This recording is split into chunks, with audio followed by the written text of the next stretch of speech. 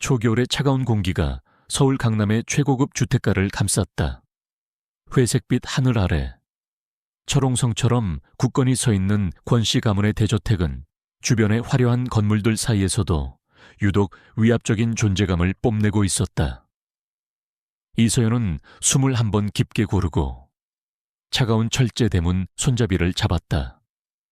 손끝으로 전해져 오는 냉기는 마치 그녀가 앞으로 마주할 현실을 예고하는 듯했다. 아픈 아버지가 남긴 막대한 빚, 그리고 더 이상 나아질 기미가 보이지 않는 가혹한 현실은 한때 아동심리 상담 분야에서 촉망받던 그녀를 이곳 대한민국 1%를 위한 보모의 자리로 내몰았다. 이력서에 적힌 화려한 경력은 오히려 독이 되었다. 이렇게 대단한 분이 왜 보모 일을 하시려고 하죠? 19은 의심의 눈초리를 보냈고 그녀는 매번 구차한 변명을 늘어놓아야 했다. 하지만 진숭그룹의 권지훈 회장은 달랐다. 그는 서류를 검토한 뒤 화상 면접에서 단 한 가지만 물었다. 내 아들을 감당할 수 있겠습니까? 그 질문에 담긴 무게를 서연은 저택에 들어선 지 10분 만에 온몸으로 실감하고 있었다. 이쪽입니다. 이서연 씨 집사 경력 30년의 베테랑. 김 집사가 그녀를 안내했다. 그의 표정은 잘 닦인 대리석 바닥처럼 감정 한 점 비치지 않았지만 그의 걸음걸이와 말투에서는 미묘한 동정과 체념이 섞여 있었다. 마치 곧 전쟁터로 향하는 신병을 인솔하는 고참병 같았다. 도련님은 지금 2층 놀이방에 계십니다. 먼저 몇 가지 규칙을 말씀드려야겠습니다. 거대한 중앙 계단을 오르며 김 집사가 나직이 말했다. 그의 목소리는 넓은 공간을 맴돌다 허공으로 흩어졌다. 첫째, 허락 없이 도련님의 몸에 손대지 마십시오. 둘째, 도련님의 개인적인 물건이나 작업물에 절대 손대지 마십시오. 셋째, 정해진 시간 외에는 불필요한 대화를 시도하지 마십시오. 도련님은 극도로 예민하십니다. 규칙은 끝이 없었다. 식사 메뉴는 정해진 식단표를 따를 것. 실내 온도는 항상 23인 5도를 유지할 것. 모든 장난감은 사용 후 1cm의 오차도 없이 제자리에 정리할 것. 이것은 아이를 돌보는 규칙이라기보다는 복잡하고 예민한 기계를 다루는 매뉴얼에 가까웠다. 지난 1년 동안 12명의 보모가 그만뒀습니다. 놀이방 문 앞에 멈춰선 김 집사가 마지막으로 덧붙였다. 가장 짧게는 반나절, 가장 길게는 2주를 버텼다고 했다. 부디 이서연 씨는 오래 버텨주시길 바랍니다. 회장님께서도 걱정이 많으십니다. 그의 말에는 진심 어린 걱정이 담겨 있었지만 서연에게는 사형 선고처럼 들렸다. 그녀는 마른 침을 삼키고 조용히 고개를 끄덕였다. 문이 열리자 거대한 통유리 창으로 햇살이 쏟아져 들어오는 넓은 방이 나타났다. 방 안은 온갖 최고급 교구와 장난감, 책들로 가득했지만 아이의 웃음소리 대신 정적만이 감돌았다. 그리고 방 한가운데 거대한 흰색 테이블에 앉아있는 작은 아이가 있었다. 진숭그룹의 유일한 후계자, 6살의 권민준. 아이는 고개를 숙인 채 수천 개는 좋게 넘어 보이는 레고 블록으로 무언가를 만들고 있었다. 작은 손이 믿을 수 없는 속도와 정확성으로 움직였다. 서연은 아동 발달 전문가로서 한눈에 알아볼 수 있었다. 저것은 단순한 장난감 조립이 아니었다. 정교한 건축물의 축소 모형을 설계하고 구축하는 수준의 작업이었다. 도련님, 새로 오신 선생님이십니다. 김 집사의 말에 민준의 손이 순간 멈칫했다. 하지만 아이는 고개를 들지 않았다. 마치 방 안에 자신 외에는 아무도 존재하지 않는다는 듯 다시 블록을 조립하기 시작했다. 그 무시와 경멸의 무게는 웬만한 어른도 견디기 힘든 것이었다. 안녕하세요. 도련님, 오늘부터 함께 지낼 이서연이라고 해요. 서연은 최대한 부드럽고 차분한 목소리로 자신을 소개했다. 이전의 부모들도 분명 이렇게 시작했을 것이다. 하지만 그녀는 그들과 달라야 했다. 그녀는 아이에게 다가가는 대신 문께 가만히 서서 아이를 관찰하기 시작했다. 권민주는 비현실적으로 아름다운 아이였다. 아버지인 권지훈 회장을 쏙 빼닮은 짙은 눈썹과 높은 콧날, 그리고 어머니에게서 물려받았을 하얀 피부와 섬세한 인매. 하지만 그 모든 것을 차갑게 얼려버리는 것은 아이의 무표정한 얼굴과 텅 빈 듯한 검은 눈동자였다. 그 눈은 세상에 대한 어떤 호기심이나 기대도 담고 있지 않았다. 서연은 알러지라는 단어를 떠올렸다. 권 회장이 면접 때 조심스럽게 꺼냈던 말이었다. 민준이는 사람에 대한 알러지가 있는 것 같습니다. 특히 자신에게 무언가를 바라는 사람들에게요. 의학적인 알러지가 아닌 사람의 의도와 감정을 꿰뚫어 보고 거짓이나 위선을 본능적으로 거부하는 천재적인 아이에게만 나타나는 일종의 방어기제. 그 알러지는 민준을 거쳐간 12명의 부모들을 두 손 두 발 다 들게 만든 가장 큰 원인이었다. 그들은 모두 민준의 환심을 사려 애썼다. 비싼 선물을 사오거나 억지로 웃으며 재롱을 떨거나 아이의 천재성을 칭찬하며 아첨했다. 하지만 민준에게 그런 행동들은 불순한 의도를 가진 소음에 불과했다. 아이는 그들의 가식적인 미소 뒤에 숨은 욕망, 즉 권지훈 회장의 아들에게 잘 보여서 한몫 챙기려는 속셈을 귀신같이 알아챘다. 그리고 그 순간 아이의 마음의 문은 영원히 닫혀버리는 것이다. 여기 계시면 됩니다. 식사 시간이나 필요한 일이 생기면 제가 다시 오겠습니다. 김 집사는 서연에게 작은 소파를 가리키고는 조용히 방을 나갔다.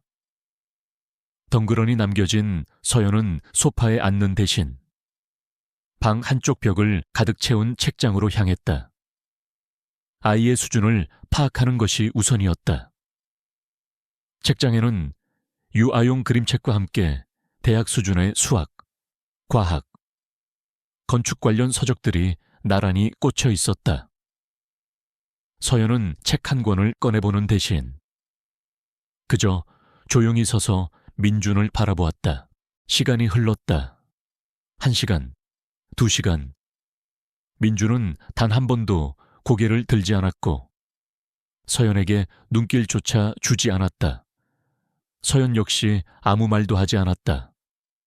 그녀는 억지로 대화를 시도하거나 아이의 주의를 끌려는 어리석은 행동을 하지 않았다. 그저 그 공간의 일부가 된 것처럼 조용히 민준의 세계를 존중해 주었다. 그녀는 지금 평가받고 있었다. 민준이라는 작은 심사위원에게 그녀의 진심과 인내심을 시험당하고 있는 중이었다. 오후가 되자 민준의 작업 속도가 눈에 띄게 느려졌다. 아이는 만들고 있던 구조물의 특정 부분을 계속해서 매만지며 미간을 찌푸렸다. 무언가 필요한 부품이 없는 듯 했다. 아이는 잠시 작업을 멈추고 주변을 둘러보았지만 원하는 것을 찾지 못했는지 작게 한숨을 쉬었다. 하지만 아이는 도움을 요청하지 않았다. 그 작은 자존심은 누구의 도움도 거부하고 있었다. 서연은 그 모습을 놓치지 않았다. 그녀는 민준이 찾고 있는 것이 무엇인지 어렴풋이 짐작할 수 있었다. 그것은 일반적인 레고 세트에는 없는 특수한 형태의 작은 연결 부품이었다. 아마도 다른 모델을 만들다 섞여 들어갔거나 어딘가에 떨어진 것이리라. 저녁 식사 시간이 되어 김 집사가 그들을 부르러 왔다. 민준은 미완성된 구조물을 테이블 위에 그대로 둔 채 말없이 자리에서 일어나 방을 나갔다. 서연은 아이의 뒤를 따르기 전 잠시 방을 둘러보았다. 그리고 그녀의 눈에 무언가 들어왔다. 책상 다리 밑 카펫의 긴 털 사이에 끼어있는 아주 작은 회색 블록 조각. 민준이 애타게 찾던 바로 그 부품이었다. 서연은 잠시 망설였다. 지금 저것을 주어 아이에게 가져다 주며 환심을 살 수도 있었다.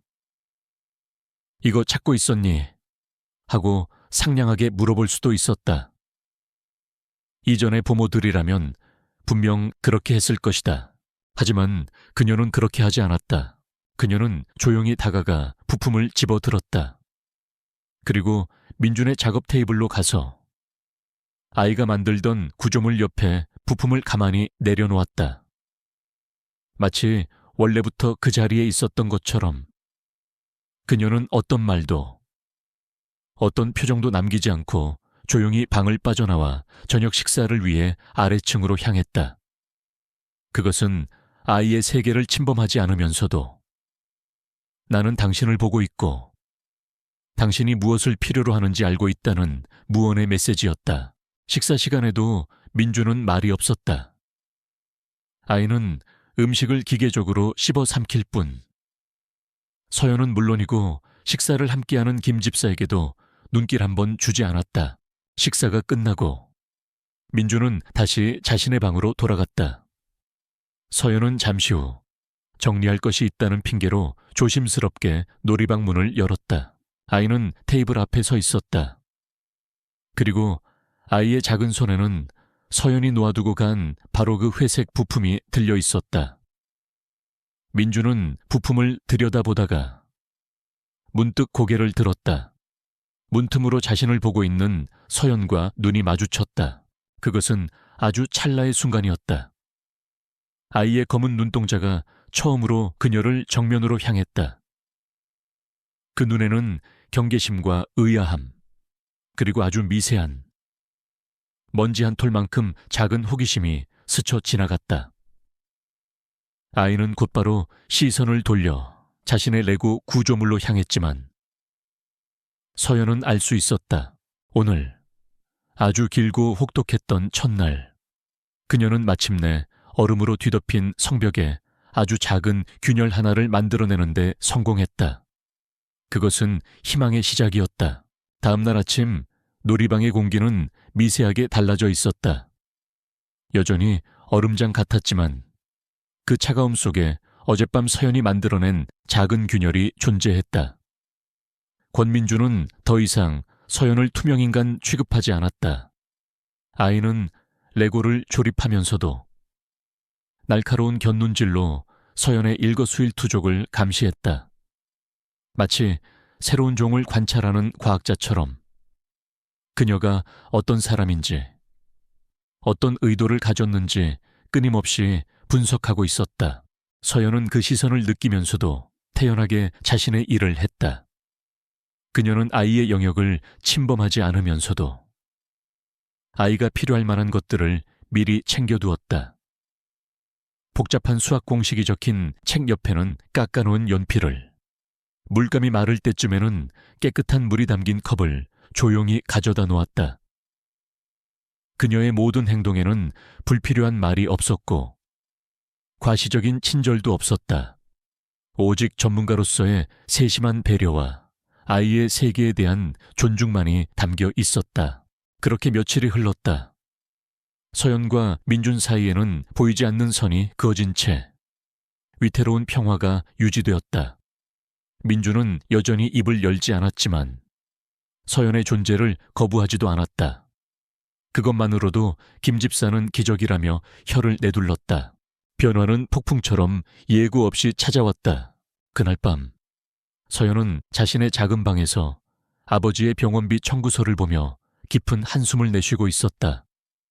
그때 희미하게 아이의 울음소리가 들려왔다. 처음에는 잘못 들었나 싶었다.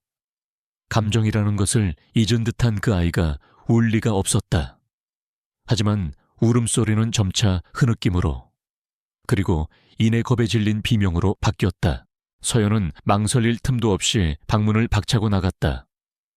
복도를 달려 민준의 방문을 열자 어둠 속에서 아이가 침대 위에서 몸부림치고 있었다. 악몽을 꾸는 것이 분명했다. 아이의 얼굴은 눈물과 식은땀으로 범벅이 되어 있었고 작은 입술은 파르르 떨리며 알아들을 수 없는 말을 내뱉고 있었다. 쓰려, 가지마, 엄마, 엄마. 그 한마디가 서연의 심장을 날카롭게 찔렀다. 천재 소년. 진숭그룹의 작은 군주로 불리는 이 아이도 결국은 엄마를 잃은 6살짜리 어린애에 불과했다. 서연은 김 집사가 했던 규칙들을 떠올렸다. 허락 없이 도련님의 몸에 손대지 마십시오. 하지만 지금은 규칙을 따질 때가 아니었다. 그녀는 조심스럽게 침대로 다가가 아이의 어깨를 부드럽게 감싸 안았다. 민준아, 괜찮아, 괜찮아, 꿈이야. 그녀의 목소리에 아이의 몸부림이 잠시 멎었다. 민준은 천천히 눈을 떴다. 악몽의 공포와 현실의 혼란이 뒤섞인 아이의 눈동자가 서연을 향했다. 그 순간 아이의 눈에 맺힌 것은 경계심이 아닌 길 잃은 아이의 순수한 절망감이었다. 선생님이야. 괜찮아. 아무 일 없어. 서연은 아이를 다독이며 등을 부드럽게 쓸어주었다. 그녀의 손길에는 어떤 계산도, 의도도 없었다. 오직 한 아이를 향한 진심 어린 위로와 연민만이 담겨 있었다. 민주는 한동안 그녀를 빤히 쳐다보았다. 그러더니 아이는 마치 무너지는 둑처럼 서연의 품에 와락 안겨들었다. 작은 몸이 가늘게 떨려왔다. 아이는 소리내어 울지 않았지만 서연의 어깨에 얼굴을 묻은 채 조용히 눈물을 흘렸다. 서연은 아무 말 없이 아이의 등을 토닥여 주었다. 아이의 가녀린 어깨의 떨림이 고스란히 전해져 왔다. 그 순간 두 사람을 둘러싸고 있던 보이지 않는 벽이 완전히 허물어지고 있었다. 얼마나 지났을까? 아이의 떨림이 잦아들고 숨소리가 고르게 변했다. 서연은 아이가 다시 잠들었다고 생각하며 조심스럽게 몸을 때려 했다. 바로 그때 민준이 그녀의 옷자락을 작은 손으로 꽉 붙잡았다. 가지 마요. 잠긴 목소리였다. 태어나서 처음 듣는 아이의 진심이 담긴 말이었다. 서연은 움직임을 멈추고 아이의 옆에 조용히 앉았다. 그녀는 아이가 완전히 깊은 잠에 빠져들 때까지 그 자리를 지켰다. 그날 밤 이후 모든 것이 변했다. 민주는 서연에게 처음으로 말을 걸기 시작했다. 이 블록, 이름이 뭐예요? 이 공식, 증명할 수 있어요. 질문은 대부분 지식에 관한 것이었지만 그 안에는 서연을 시험하고 인정하려는 의도가 담겨 있었다. 서연은 아동 심리 전문가이자 명문대를 우수한 성적으로 졸업한 재원이었다. 그녀는 아이의 어떤 난해한 질문에도 막힘없이 대답해 주었고 때로는 아이가 생각지 못한 새로운 관점을 제시해 주기도 했다. 두 사람의 대화는 점차 늘어났고 함께하는 시간은 레고와 책을 넘어 정원을 산책하고 간단한 간식을 만드는 것으로 확장되었다. 서연은 처음으로 민준의 얼굴에서 희미한 미소를 보았다. 그것은 그녀에게 그 어떤 값비싼 보수보다도 더 큰 보상이었다. 그리고 운명의 그날이 찾아왔다. 그날 오후 서연과 민준은 거실 카펫에 앉아 복잡한 은하계 모형을 만들고 있었다. 햇살이 통유리 창을 통해 쏟아져 들어와 두 사람의 모습을 따스하게 비추었다. 바로 그때 현관문이 열리며 하이힐 소리가 대리석 바닥을 경쾌하게 울렸다. 우리 민준이 잘 있었어. 목소리만으로도 화려함이 느껴지는 여자였다. 권지훈 회장의 약혼녀이자 유명 아나운서 출신인 윤채린이었다. 머리부터 발끝까지 최고급 명품으로 치장한 그녀는 완벽하게 계산된 미소를 지으며 거실로 들어섰다. 그녀의 눈은 민준을 향해 있었지만 그 시선은 아이를 꿰뚫어 그 뒤에 있는 진숭그룹의 미래를 보고 있었다. 민준의 얼굴에서 미소가 순식간에 사라졌다. 아이의 표정은 다시 차가운 얼음 가면으로 뒤덮였다. 알러지 반응이 시작된 것이다. 이모가 우리 민준이 선물 사왔지. 윤채리는 거대한 쇼핑백에서 최신형 로봇 장난감을 꺼내 민준 앞에 내밀었다. 수백만 원을 호가하는, 아이들이라면 누구나 탐낼 만한 선물이었다. 하지만 민준은 장난감에 눈길조차 주지 않았다. 필요 없어요. 단호하고 차가운 목소리였다. 윤채린의 완벽한 미소에 미세한 균열이 생겼다. 어머, 왜 그럴까? 민준이 이거 정말 갖고 싶어 했잖아. 그녀는 마치 모든 것을 안다는 듯 상냥하게 말했지만 그 속에는 아이를 자신의 통제해 두려는 의도가 숨어 있었다. 민준은 대답 대신 자리에서 일어나 서연의 등 뒤로 가숨었다. 아이의 작은 손이 서연의 옷자락을 꽉 붙잡았다. 그 노골적인 거부감에 윤채린의 표정이 싸늘하게 굳었다. 그녀의 날카로운 눈이 서연에게 향했다. 새로운 부모인가 보네. 아이 교육을 어떻게 시키는 거예요? 어른이 선물을 주면 감사히 받을 줄 알아야지. 그것은 비난이자 경고였다. 서연은 자리에서 일어나 정중하게 고개를 숙였다. 죄송합니다. 도련님께서 지금은 놀이에 집중하고 싶으신 것 같습니다. 놀이고작 장난감이나 만지작거리는 애한테 무슨 변명이에요. 당신, 이름이 뭐지? 윤채린의 목소리에는 서연을 하찮게 여기는 경멸이 가득했다. 그녀는 서연을 자신의 자리를 위협할 가능성이 있는 존재가 아닌 언제든 해고할 수 있는 아랫사람으로 취급했다. 바로 그 순간이었다. 서연의 등 뒤에 숨어있던 민준이 앞으로 나섰다. 아이는 분노와 두려움이 뒤섞인 눈으로 윤채린을 노려보았다. 그리고는 아무도 예상하지 못한 행동을 했다. 민준은 뒤돌아서서 서연에게 달려가 그녀의 허리를 두 팔로 힘껏 껴안았다. 아이의 작은 얼굴이 서연의 배에 묻혔다. 방 안의 모든 공기가 얼어붙었다. 윤채린의 입이 경악으로 벌어졌다. 그리고 아이의 입에서 세상을 뒤흔들 한마디가 흘러나왔다. 이아마. 작지만 너무나도 선명한 목소리였다. 그것은 단순한 단어가 아니었다.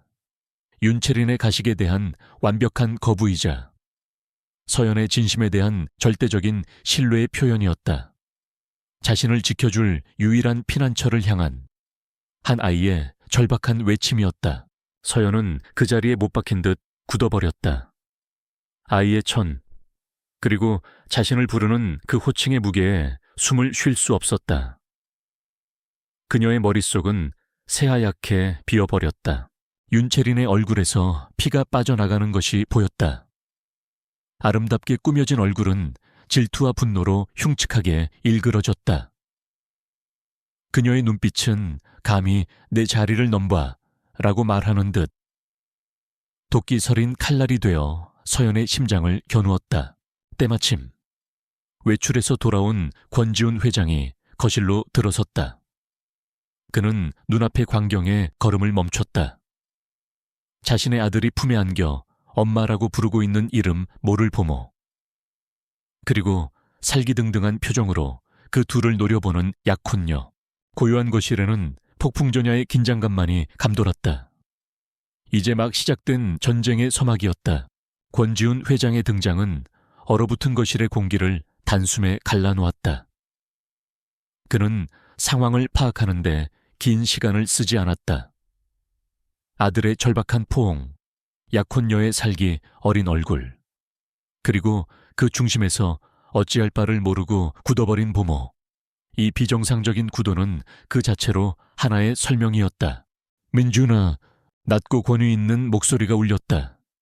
서연의 품에 안겨있던 민준의 작은 어깨가 움찔했다. 아이는 고개를 들지 않았지만 아버지를 의식하고 있었다. 이서연 씨, 민준이 방으로 데려가 주시죠. 지시는 짧고 단호했다. 감정은 배제된 채 오직 상황을 수습하려는 의지만이 담겨 있었다. 서연은 거의 반사적으로 고개를 숙이고 민준의 등을 조심스럽게 토닥였다. 도련님, 방으로 갈까요? 그녀의 목소리는 미세하게 떨리고 있었다. 민준은 잠시 망설이다. 서연의 옷자락을 놓지 않은 채 그녀를 따라 2층으로 향했다. 아이의 마지막 시선은 윤채린을 향한 날카로운 경계심으로 가득했다. 두 사람이 사라지자 윤채린은 기다렸다는 듯이 무너지는 연기를 시작했다. 지훈 씨, 봤어요. 저 여자애가 민준이한테 무슨 짓을 한 건지 모르겠어요. 애를 어떻게 홀렸기에 저한테, 아니, 우리한테 저렇게 적대적으로 구는지. 그녀의 목소리는 금방이라도 울음을 터뜨릴 것처럼 가냘프게 떨렸고 눈에는 눈물이 그렁그렁 맺혔다. 하지만 권지훈은 그녀를 위로하는 대신 차가운 눈으로 그녀를 바라보았다. 당신이 민준이에게 뭘 했는지부터 말해봐. 네, 전 그냥 선물을 주려고. 민준이는 당신이 강요하는 걸 싫어해. 몇 번을 말해야 알아듣겠어. 권지훈의 목소리에는 질책이 담겨 있었다. 윤채리는 순간 당황했지만 이내 능숙하게 화제를 돌렸다. 그녀는 이 상황을 자신에게 유리하게 바꿀 기회로 삼기로 했다. 알아요. 알지만 그래도 저 부모는 문제 있어요. 들어온 지 얼마나 됐다고 애가 엄마라고 부르잖아요. 저건 정상이 아니에요. 분명 지훈 씨의 환심을 사려고 일부러 민준이를 꼬드긴 게 틀림없어요. 그런 여자들 한두 번 본 게 아니잖아요. 그런 여자들. 그 말은 권지훈의 아픈 곳을 정확히 찔렀다. 아내와 사별한 후 그의 재산과 지위를 노리고 접근해 온 수많은 여자들이 있었다. 그들은 하나같이 민준을 이용하려 했고 아이는 본능적으로 그들을 밀어냈다. 윤채리는 바로 그 점을 파고들었다. 이서연 역시 그들과 같은 그런 여자일 뿐이라고. 권지훈의 얼굴에 복잡한 심경이 스쳐 지나갔다. 그는 아들이 처음으로 마음을 연 상대가 이서연이라는 사실을 알고 있었다. 하지만 엄마라는 호칭은 분명 선을 넘은 것이었다. 그는 침묵했다. 그 침묵은 윤채린에게 승리의 신호와도 같았다. 그날 이후 권 씨 저택에는 보이지 않는 전쟁, 소리 없는 폭력이 시작되었다. 윤채린은 더 이상 서연을 정면으로 공격하지 않았다. 그녀는 훨씬 더 교활하고 음험한 방법을 택했다. 첫 번째 공격은 무능함이라는 덫이었다. 윤채린은 저택에 머무는 시간을 늘리며 사사건건 서연의 업무에 간섭하기 시작했다. 어머, 민준이 간식 메뉴가 이게 뭐예요? 성장기 아이한테는 유기농 재료로 만든 푸딩 정도는 먹여야죠. 이서연 씨는 기본적인 상식도 없나 봐. 그녀는 주방 스태프들이 모두 듣는 앞에서 서연을 공개적으로 모욕했다. 정작 그 식단표는 권지훈이 직접 고용한 최고급 영양사가 짠 것이었지만 아무도 그 사실을 지적하지 않았다. 민준이 놀이방이 왜 이렇게 어수선하죠? 장난감 정리가 제대로 안 되어 있잖아요. 이러니 애가 산만해지는 거예요. 민준이 방금 전까지 가지고 놀던 블록들을 가리키며 그녀가 혀를 찼다. 서연이 아이의 창의성을 위해 일부러 잠시 그대로 둔 것이었지만 윤채린의 말 속에서 그것은 서연의 게으름과 무능의 증거가 되었다. 이런 일들은 교묘하게 권지훈의 귀에 흘러 들어갔다.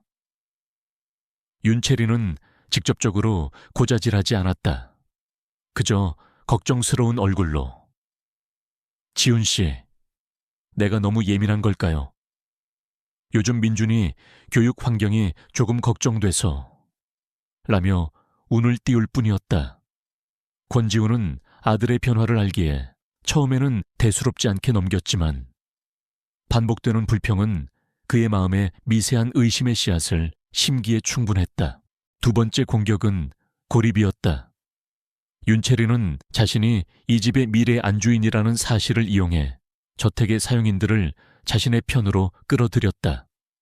그녀는 값비싼 선물을 돌리거나 그들의 사소한 실수를 눈감아주며 환심을 샀다.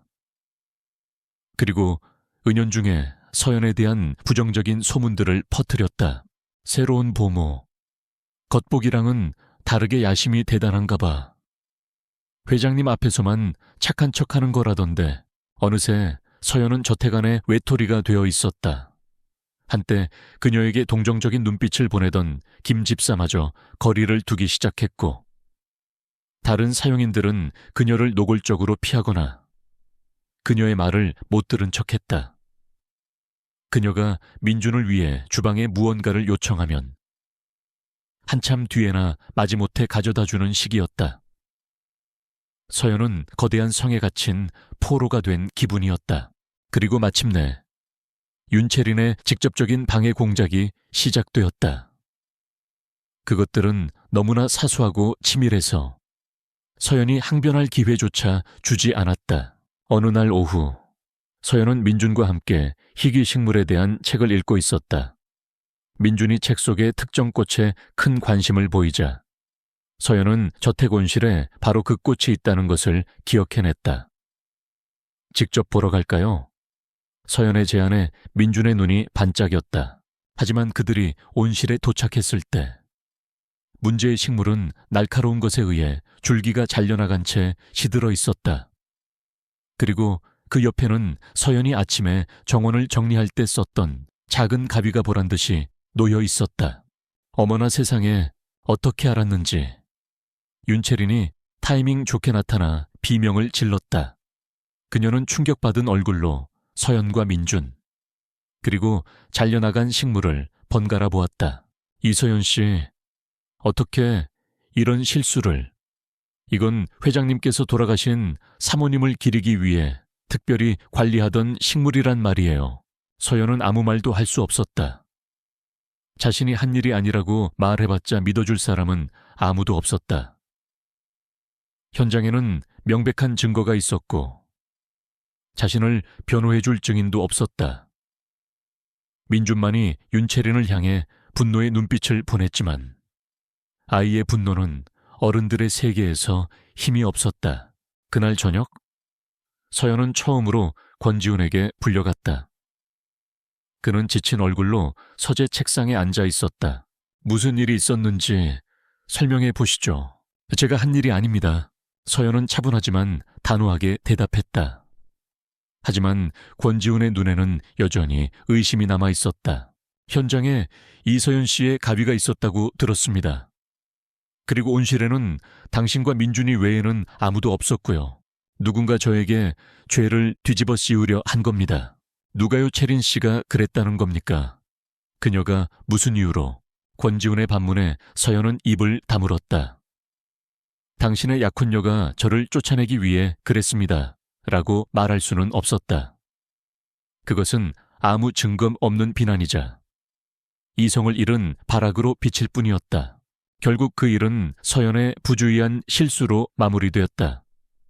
권지훈은 그녀를 해고하지는 않았지만 앞으로 더 조심해 주시죠 라는 경고를 남겼다. 그날 밤 서연은 자신의 방에서 처음으로 자신이 얼마나 불리한 싸움을 하고 있는지 깨달았다. 윤채린은 빛 속에 서 있었고 자신은 그림자 속에 있었다. 그녀는 포기해야 할까 하지만 민준의 얼굴이 떠올랐다.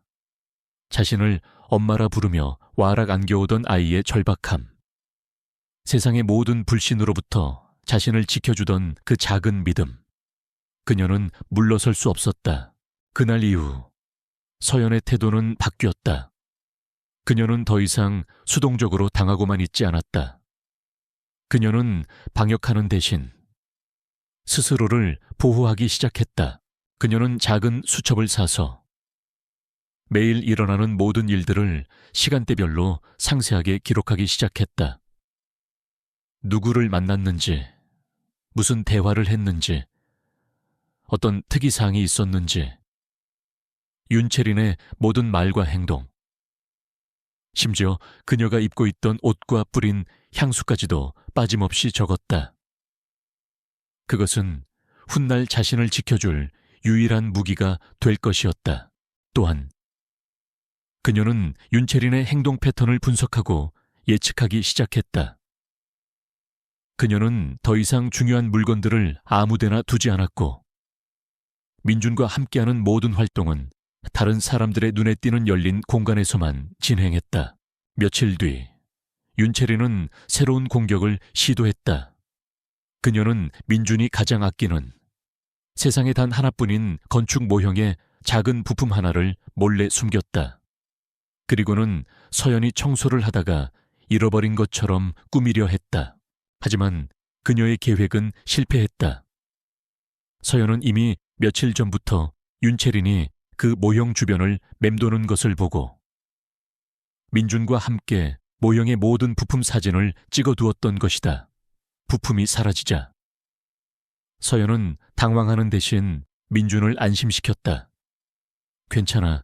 분명히 찾을 수 있을 거야. 그리고 그녀는 윤채린이 보란 듯이 어제 자신이 청소했던 구역의 먼지 봉투를 들고 나와 여기를 찾아보면 나올지도 모르겠네요라고 말했다. 윤채린은 자신의 계획이 간파당했음을 깨닫고 얼굴이 하얗게 질렸다. 그녀는 서둘러 내가 찾아주겠다며 자신이 부품을 숨겨둔 소파 쿠션 밑으로 손을 뻗었다. 그 순간 서연과 윤채린의 눈이 마주쳤다. 서연의 눈에는 더 이상 두려움이나 순진함이 없었다. 그 자리에는 차가운 이성과 조용한 경고가 담겨 있었다. 나는 당신이 무슨 짓을 하는지 다 알고 있다. 윤채린은 처음으로 등골이 서늘해지는 것을 느꼈다. 저 가난하고 볼품없는 부모가 자신이 생각했던 것처럼 만만한 상대가 아니었다. 보이지 않는 전쟁은 이제 새로운 국면으로 접어들고 있었다. 윤채린과의 보이지 않는 신경전 속에서도 이서연과 권민준의 관계는 나날이 견고해졌다. 아이는 더 이상 서연의 존재를 당연하게 여기지 않았다. 민준은 서연을 자신의 세계를 이해하고 존중해주는 유일한 동반자로, 그리고 자신을 지켜주는 든든한 보호자로 인식하기 시작했다. 아이의 얼굴에는 웃음이 늘었고 닫혀있던 말문은 폭포수처럼 터져나왔다. 권지우는 그 모든 변화를 조용히 지켜보고 있었다. 그는 진숭그룹을 이끄는 냉철한 CEO였지만 동시에 하나뿐인 아들을 끔찍이 사랑하는 아버지였다. 그는 밤늦게 퇴근한 뒤에도 몰래 아들의 놀이방 문틈으로 두 사람의 모습을 훔쳐보곤 했다. 어느 날 밤 그는 서연과 민준이 거대한 화이트보드 앞에서 심각한 표정으로 무언가를 토론하는 모습을 보게 되었다. 화이트보드에는 그가 보기에도 난해한 물리 공식들이 가득 적혀 있었다. 아니, 선생님, 여기서 웜홀의 안정성을 확보하려면 음의 질량 에너지가 필요한데 현재의 기술로는 불가능해요. 6살 아이의 입에서 나올 거라고는 상상도 할 수 없는 말이었다. 하지만 서연은 조금도 놀라지 않고 고개를 끄덕였다. 맞아. 민준이 말이. 하지만 만약, 아주 만약에 우리가 다차원 막 이론을 적용해서 다른 차원의 에너지를 끌어올 수 있다면 어떨까? 그녀는 화이트보드에 새로운 그래프를 그려가며 설명하기 시작했다. 권지우는 숨을 죽였다. 그는 아들이 천재라는 사실은 알고 있었지만 아들의 지적 호기심을 저렇게 완벽하게 충족시켜주고 함께 탐험해주는 사람을 본 것은 처음이었다. 이전의 부모들은 아들의 질문에 겁을 먹거나 억지로 칭찬하며 화제를 돌리기 바빴다. 하지만 이서연은 달랐다. 그녀는 아이의 눈높이에서, 그러나 아이를 어린애 취급하지 않으며 진정한 지적 파트너가 되어주고 있었다. 그 모습을 보며 권지훈의 마음속에서 윤채린이 심어놓은 의심의 씨앗은 힘을 잃어갔다. 저렇게 순수하게 아들과 교감하는 사람이 과연 다른 꿍꿍이가 있을까? 그는 처음으로 자신의 약혼녀가 틀렸을 수도 있다는 생각을 했다. 하지만 그는 윤채린의 절박함과 잔인함을 과소평가하고 있었다. 사소한 함정들이 더 이상 먹히지 않는다는 것을 깨달은 윤채린은 훨씬 더 위험하고 돌이킬 수 없는 계획을 세우기 시작했다. 그녀는 권지훈의 서재에서 민준의 건강기록 파일을 몰래 빼내 정독했다. 그리고 그녀의 눈이 번뜩였다. 파일의 한 구석에 적힌 작은 글씨, 특정 견과류 아몬드에 대한 경미한 알레르기 반응, 섭취 시 피부 발진 및 호흡 곤란 증세 유발 가능, 절대주의 요망, 경미한. 그 단어가 윤채린의 머릿속을 맴돌았다. 죽지는 않지만 병원에 갈 만큼의 소동을 일으키기에는 충분하다. 그리고 그 책임은 오롯이 아이의 식단을 책임지는 부모 이서연에게 돌아갈 것이다. 그녀의 입가의 뱀처럼 차가운 미소가 떠올랐다. 며칠 뒤 윤채린은 민준이가 좋아하는 쿠키를 직접 구워왔다며 예고 없이 저택을 방문했다. 그녀는 최고급 베이킹 재료와 예쁜 포장 상자를 들고 와 마치 정성 가득한 예비 엄마인 것처럼 행동했다. 주방 스태프들은 그녀의 정성에 감탄했고 서연 역시 그녀의 갑작스러운 친절에 경계심을 늦출 수 없었다. 이서연 씨, 민준이 놀이방에 새 책이 들어왔다던데 나중에 민준이한테 읽어주게 내가 먼저 봐도 될까? 어디에 있지? 윤채린은 서연에게 일부러 심부름을 시켰다. 서연이 잠시 주방을 비운 사이 그녀는 재빠르게 움직였다. 그녀는 핸드백에서 곱게 빻아 가루로 만든 아몬드 봉지를 꺼냈다. 그리고 자신이 구워온 쿠키 반죽 중 하나에 그 가루를 조심스럽게 섞었다. 그 쿠키에는 다른 쿠키와 구별하기 위해 작은 초콜릿 칩을 하나 더 박아두는 치밀함도 잊지 않았다. 잠시 후 오븐에서 고소한 냄새와 함께 먹음직스러운 쿠키가 구워져 나왔다. 윤채린은 가장 예쁜 접시에 쿠키를 담아 거실로 가져왔다. 민준아, 이리 와서 이모가 만든 쿠키 좀 먹어봐. 정말 맛있어. 민준은 경계심을 풀지 않았지만 갓 구운 쿠키의 달콤한 냄새에 조금은 마음이 동하는 듯했다. 서연은 민준의 식단에 없는 음식이라는 것을 알았지만 예비 안주인이 직접 만든 성의를 무시할 수는 없었다. 제가 먼저 확인해 보겠습니다. 서연은 혹시 모를 상황에 대비해 자신이 먼저 쿠키를 하나 집어 맛을 보았다. 아무 이상이 없었다. 그녀는 민준이 먹어도 괜찮을 것이라고 판단했다. 바로 그것이 윤채린이 노린 함정이었다. 그녀는 서연이 맛본 쿠키가 아닌 다른 쿠키를 민준에게 건넸다. 바로 작은 초콜릿 칩이 하나 더 박힌 그 문제의 쿠키였다. 민준아, 이건 특별히 널 위해 만든 거란다. 민준은 잠시 망설이다. 서연이 괜찮다는 눈빛을 보내자 작은 손으로 쿠키를 받아 한 입 베어 물었다. 비극은 순식간에 일어났다. 쿠키를 삼킨 지 채 5분도 되지 않아 민준이 목을 긁기 시작했다. 선생님, 목이 간지러워요. 처음에는 대수롭지 않게 생각했던 서연의 얼굴이 굳어졌다. 아이의 얼굴과 목에 붉은 반점이 두드러기처럼 빠르게 번져나가고 있었다. 아이의 숨소리도 점차 거칠어지기 시작했다. 쌕쌕거리는 소리가 아이의 가슴에서 들려왔다. 세상에, 민준아 왜 그래? 윤채린이 과장된 비명을 지르며 호들갑을 떨었다. 하지만 서연은 패닉에 빠지지 않았다. 그녀의 머릿속은 차갑게 돌아가기 시작했다. 알레르기 쇼크. 그녀는 즉시 상황을 파악했다. 김 집사님, 지금 당장 119에 전화해 주세요. 알레르기 쇼크입니다. 서연은 아이를 편안하게 눕히고 기도를 확보했다. 그녀의 모든 행동은 침착하고 전문적이었다. 그 순간 그녀의 눈에 민준이 먹다 남긴 쿠키가 들어왔다. 그리고 그녀는 모든 것을 깨달았다. 이것은 사고가 아니다. 계획된 범죄다. 구급차가 도착하고 민준은 진숭그룹 소유의 VIP 병원으로 긴급 이송되었다.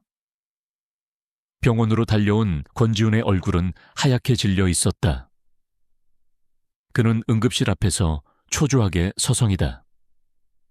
아들이 안정을 되찾았다는 의사의 말을 듣고서야 겨우 안도의 한숨을 내쉬었다. 의사는 권지훈에게 민준의 혈액검사 결과지를 보여주었다. 소량의 아몬드 성분이 검출되었습니다.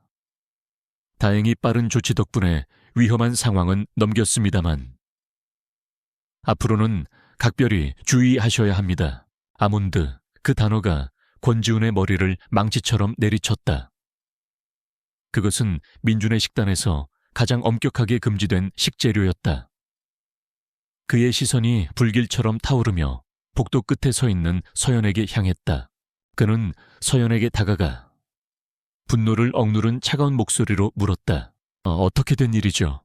회장님, 저는 서연이 무언가 말하려 했지만 윤채린이 그녀의 말을 가로챘다.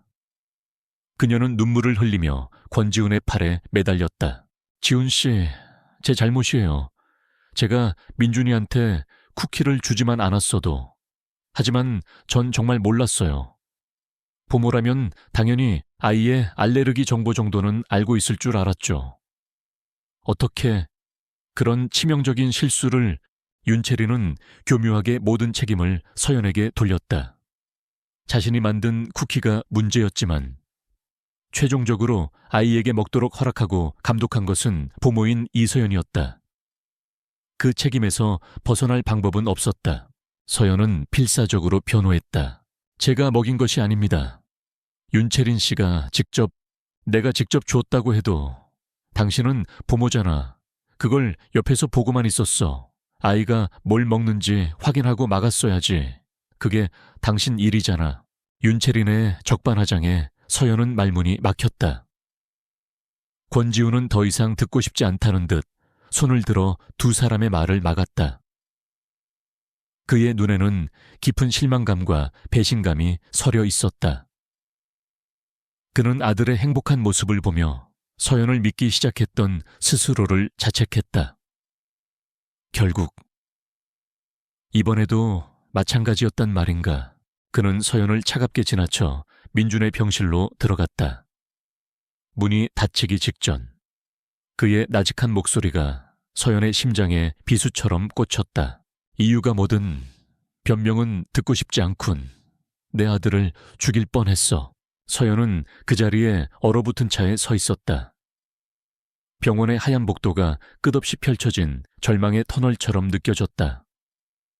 그녀의 진심, 그녀의 노력, 그 모든 것이 한순간에 물거품이 되어버렸다.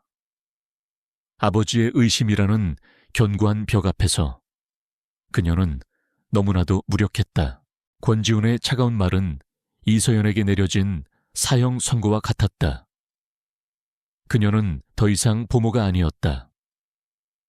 진순그룹 저택 안을 떠도는 유령, 혹은 언제 쫓겨날지 모르는 죄인일 뿐이었다.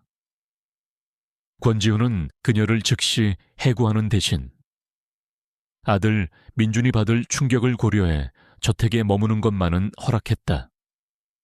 하지만 그녀에게는 어떤 업무도 주어지지 않았다.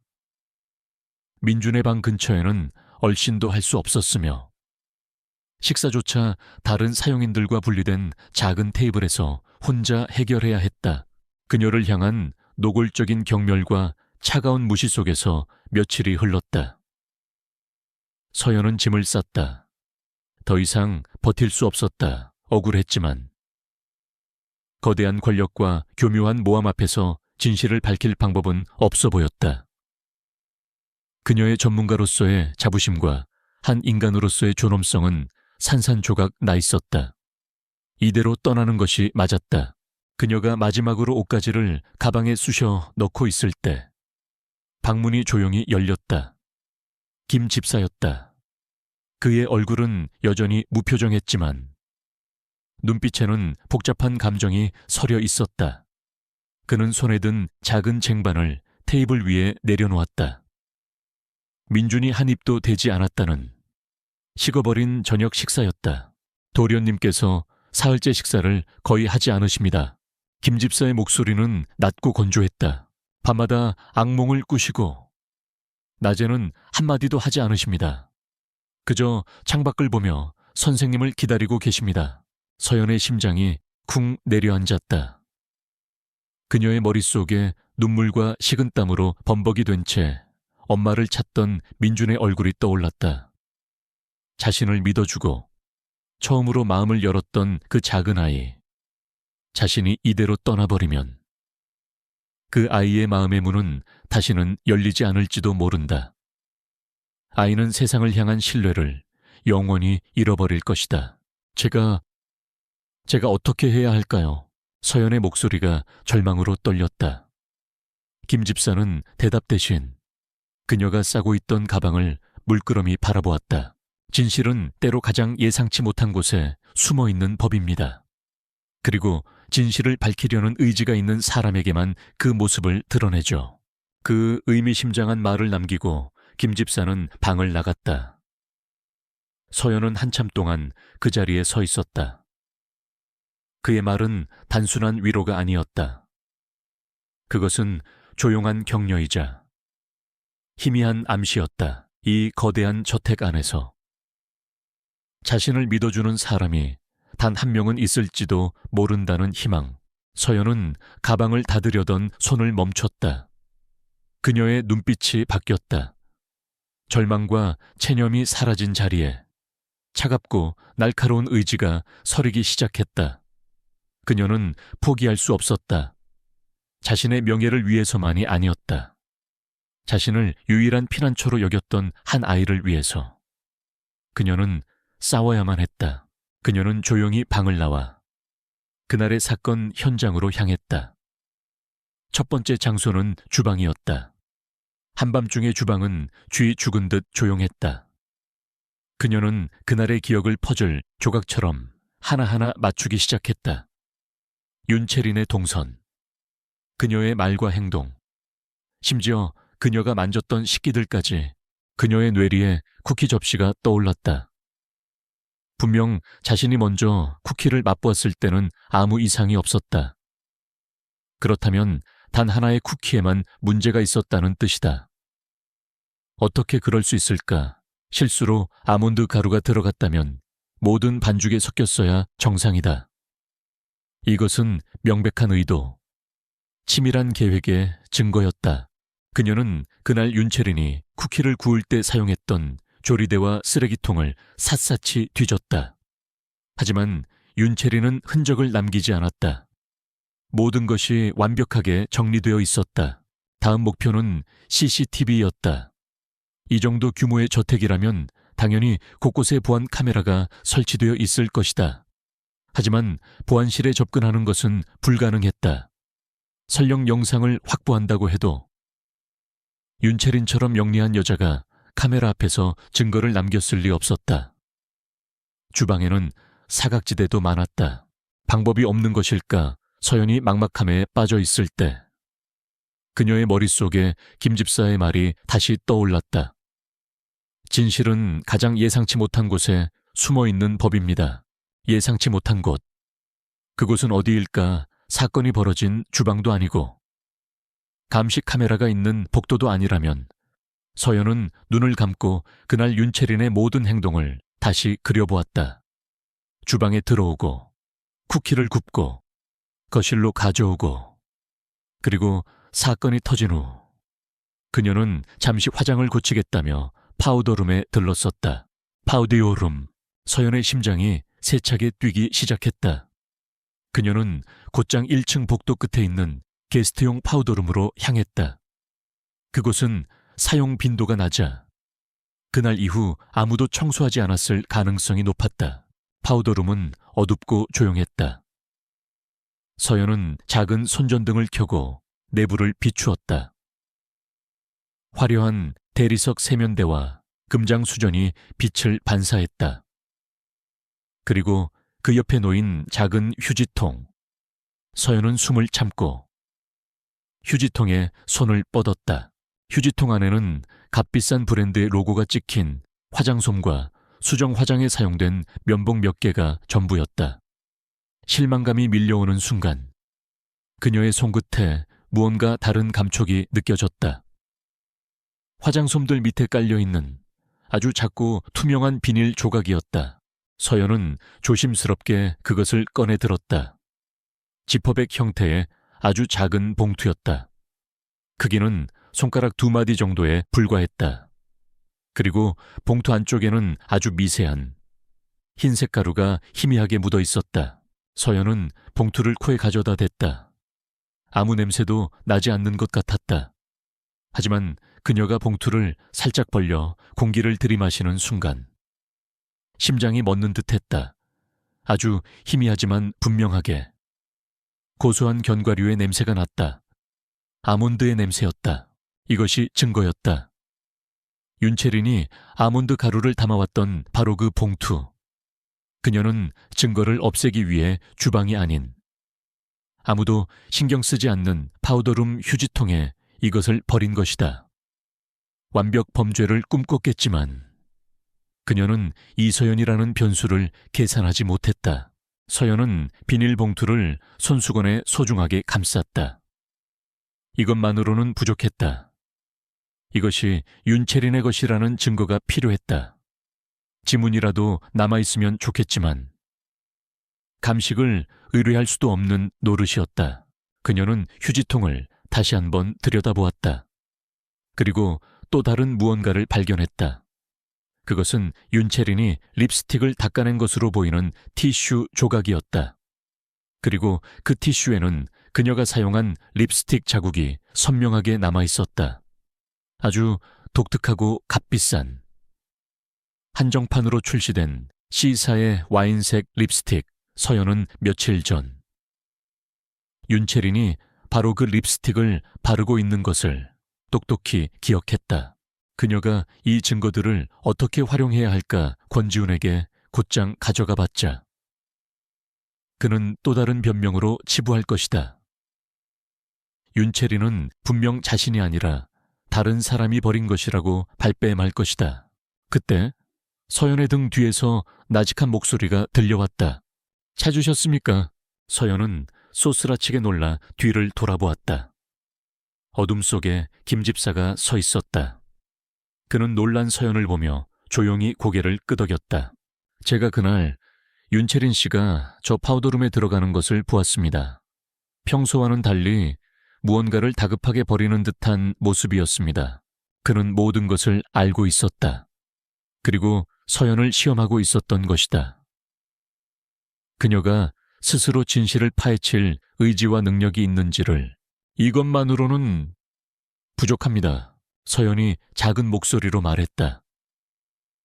김 집사는 그녀에게 다가와 그녀가 들고 있는 손수건을 내려다보았다.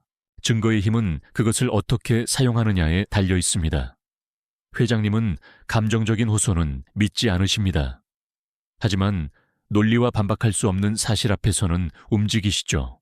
그는 서연에게 의미심장한 눈빛을 보냈다. 덫을 놓으려면 사냥감이 가장 좋아하는 먹이를 미끼로 써야 하는 법입니다. 사냥감, 먹이, 덫.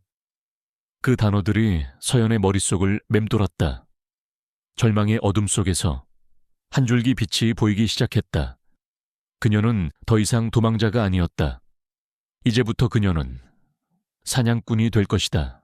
이서연의 손에 들린 작은 비닐 봉투는 희망의 씨앗인 동시에 거대한 벽을 마주한 그녀의 초라한 현실을 증명하는 것이기도 했다. 이것만으로는 부족했다. 윤채린이라는 거대한 성을 무너뜨리기 위해서는 그녀의 가장 약한 부분을 정확히 가격할 결정적인 무언가가 필요했다. 김 집사의 조언이 그녀의 머릿속을 맴돌았다. 사냥감이 가장 좋아하는 먹이를 미끼로 써야 하는 법, 윤채린이 가장 좋아하는 먹이. 그것은 의심의 여지 없이 돈과 지위였다. 진순그룹의 안주인이라는 타이틀이 주는 모든 것. 서연은 윤채린의 동기가 단순한 질투가 아닐 것이라고 확신했다. 민준을 해치면서까지 자신을 쫓아내려 했던 그 절박함 뒤에는 분명 더 크고 어두운 비밀이 숨어있을 터였다. 그녀의 조용한 방역은 저택 안의 작은 도서관에서 시작되었다. 그녀는 컴퓨터 사용이 금지되었지만 오래된 신문이나 잡지를 보는 것까지 막지는 않았다. 그녀는 지난 몇 년간 발행된 경제지와 상류층 가십 잡지를 샅샅이 뒤지기 시작했다. 윤채린과 그녀의 가족, 유성건설의 윤 회장에 대한 모든 기사를 찾아 읽었다. 처음 몇 년간의 기사들은 온통 찬사로 가득했다. 탄탄한 중견건설사, 업계의 신화, 그리고 사교계의 꽃으로 불리는 그의 딸 윤채린. 하지만 2년 전 어느 시점을 기준으로 유성건설과 윤 회장에 대한 기사가 눈에 띄게 줄어들었다. 마치 약속이라도 한 듯 언론에서 그들의 이름이 사라지기 시작했다. 서연은 직감적으로 그 시점에 무언가 문제가 생겼음을 감지했다. 그녀는 저택 밖으로 나갈 수 없었기에 김 집사에게 조심스럽게 부탁했다. 혹시 오래된 경제 주간지를 구해다 주실 수 있을까요? 시간이 너무 많아서요. 김 집사는 아무것도 묻지 않고 며칠 뒤 두꺼운 잡지 뭉치를 그녀의 방에 넣어주었다. 서연은 밤을 새워가며 잡지를 읽었다. 그리고 마침내 한 작은 기사에서 단서를 찾아냈다. 무리한 해외 사업 투자로 유동성 위기를 겪는 중견 건설사들이라는 제목의 기획 기사였다. 기사에는 여러 기업의 이니셜이 언급되었는데 그중 Y건설이 있었다. 그리고 그들이 투자했다 실패한 해외 플랜트 사업의 내용은 과거 유성건설이 대대적으로 홍보했던 사업과 정확히 일치했다. 퍼즐 조각이 맞춰지기 시작했다. 서연은 기사를 토대로 인터넷 검색이 가능한 사용인 휴게실의 공용 컴퓨터를 몰래 이용했다. 검색창에 유성건설부도, 윤 회장 사체 등의 키워드를 입력하자 감춰져 있던 진실들이 쏟아져 나왔다. 유성건설은 사실상 파산 직전이었다. 무리한 사업 확장 실패와 연이은 투자 사기로 회사는 껍데기만 남았고 윤 회장은 천문학적인 사채 빚에 시달리고 있었다. 언론에는 철저히 보도 통제를 했지만 증권가 찌라시와 관련 커뮤니티에서는 공공연한 비밀이었다. 윤채린이 누리고 있던 모든 화려함은 빚으로 쌓아 올린 신기루에 불과했다. 권지훈과의 결혼, 그것은 사랑이 아니었다. 추락하는 가문을 구할 마지막 동아줄이자 절박한 생존 수단이었던 것이다. 민주는 그 결혼을 성사시키는데 가장 큰 걸림돌이었고 민준의 마음을 얻은 이서연은 반드시 제거해야 할 적이었다. 모든 것이 명확해졌다. 이제 서연은 윤채린의 가장 치명적인 약점, 그녀가 목숨 걸고 숨기려 했던 동기를 손에 쥔 것이다. 같은 시각 진순그룹 본사 회장실의 공기는 얼음장처럼 차가웠다. 권지훈은 깊은 고뇌에 빠져 있었다. 아들 민준의 상태는 날이 갈수록 악화되고 있었다. 아이는 서연이 쫓겨나다시피 한 이후 외부 세계에 대한 모든 문을 닫아버렸다. 새로운 국내 최고의 아동교육 전문가라는 타이틀을 가진 보모는 민준의 방에 발도 들이지 못하고 있었다. 아이는 식사를 거부했고 밤에는 서연의 이름을 부르며 울다 깨기 일쑤였다. 의사는 아이가 심리적 퇴행 현상을 보이고 있으며 애착 관계에 있던 대상과의 갑작스러운 분리가 원인일 수 있다고 진단했다. 애착 관계에 있던 대상. 그 말은 비수처럼 권지훈의 가슴을 파고들었다. 그는 혼란스러웠다. 이서연은 아들을 죽일 뻔한 용서할 수 없는 실수를 저지른 사람이었다. 하지만 동시에 그녀는 꽁꽁 얼어붙어 있던 아들의 마음을 유일하게 녹여준 사람이기도 했다. 그의 이성은 그녀를 비난했지만 아버지로서의 본능은 그녀를 그리워하고 있었다. 무엇이 진실일까? 그는 더 이상 이 혼란을 견딜 수 없었다. 그는 박진수 비서를 호출했다. 박 비서는 진순그룹의 수많은 비밀을 관리하는 그의 가장 충실한 신복이었다. 박 비서요. 네, 회장님. 이서연 씨에 대해 다시 조사해. 우리가 놓친 게 있을지도 몰라. 공식적인 이력서 뒤에 감춰진 진짜 모습을 알아봐. 왜 최고의 아동심리 전문가가 보모 일을 해야만 했는지. 그녀의 가족, 재산, 평판, 모든 것을 샅샅이 뒤져 단 하나의 거짓도, 숨겨진 사실도 없이 박 비서는 아무것도 묻지 않고 고개를 숙였다. 알겠습니다. 회장님, 조사는 신속하고 은밀하게 이루어졌다. 그리고 이틀 뒤, 박 비서는 두꺼운 보고서를 들고 권지훈의 앞에 섰다. 보고 드립니다. 권지훈은 보고서의 첫 장을 넘겼다. 그곳에는 그가 이미 아는 이서연의 화려한 학력과 경력이 적혀 있었다. 하지만 다음 장을 넘기는 순간 그의 손이 멈칫했다. 보고서에는 그녀의 전지도 교수, 함께 일했던 동료 상담사들의 인터뷰가 담겨 있었다. 서연이는 내가 가르친 학생 중 가장 뛰어난 공감 능력을 가진 아이였습니다. 특히 마음의 상처가 깊은 아이들과의 교감 능력은 천부적이었죠. 그녀가 업계를 떠난 것은 우리 모두에게 큰 손실입니다. 그녀만큼 진심으로 아이들을 대한 사람은 없었습니다. 그리고 마침내 그녀가 갑자기 사라진 이유가 드러났다. 그녀의 아버지는 작은 중소기업을 운영하다 사업 실패로 막대한 빚을 지고 쓰러졌다. 어머니는 충격으로 몸져 누우셨고 집안은 한순간에 풍비박산이 났다. 이서연은 유일한 희망이었던 유학을 포기하고 자신의 꿈이었던 상담사 일을 그만두었다.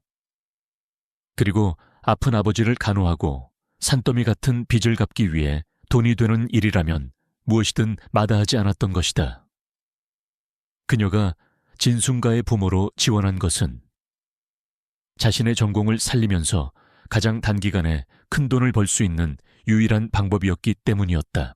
보고서의 마지막 장에는 그녀의 은행 거래 내역이 첨부되어 있었다. 그녀가 보모로 일하며 받은 월급은 거의 전액이 아버지의 병원비와 집안의 빚을 갚는 데 사용되고 있었다. 권지훈은 보고서에서 눈을 뗄 수 없었다. 그의 머릿속에서 윤채린이 했던 말이 떠올랐다. 그런 여자들 한두 번 본 게 아니잖아요. 거짓말, 모든 것이 거짓말이었다. 이서연은 돈을 노리고 접근한 그런 여자가 아니었다. 그녀는 자신의 모든 것을 희생하며 가족을 지키고 있던 누구보다 강하고 고결한 사람이었다. 그렇다면 그날의 알레르기 사건은 권지훈의 머릿속에서 모든 조각들이 재구성되기 시작했다.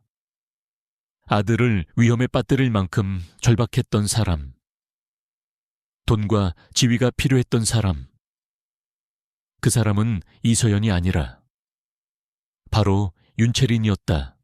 자신의 약혼녀가 그의 아들을 해치려 했다는 끔찍한 진실이 눈앞에 다가왔다. 그의 온몸에서 피가 차갑게 식는 것 같았다. 그는 자신의 어리석음과 경솔함에 치를 떨었다. 그는 한 여자의 진심을 의심하고 모욕하고 짓밟았다. 그리고 그 결과 가장 큰 상처를 받은 것은 바로 자신의 아들이었다. 권지훈의 눈빛이 분노와 죄책감으로 이글거렸다. 그는 책상 위에 인터폰을 눌렀다. 박 비서, 지금 당장 윤채린 씨와 유성건설의 모든 자금 흐름을 추적해 비자금이든 사채든 먼지 하나까지 전부 다 수화기를 내려놓은 그는 잠시 창밖을 바라보았다. 어둠이 내린 도시에 불빛이 아득하게 보였다.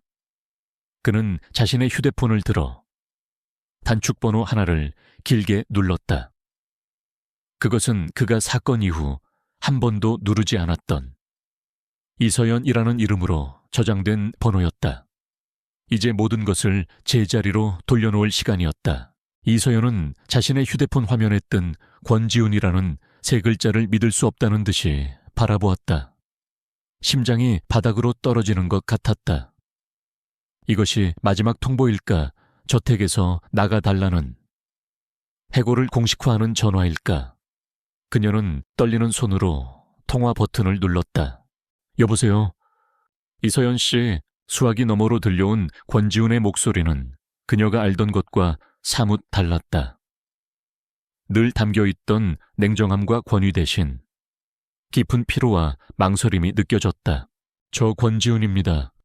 혹시 잠시 따로 만날 수 있겠습니까? 저택 밖에서 그의 제안은 너무나 의외였다.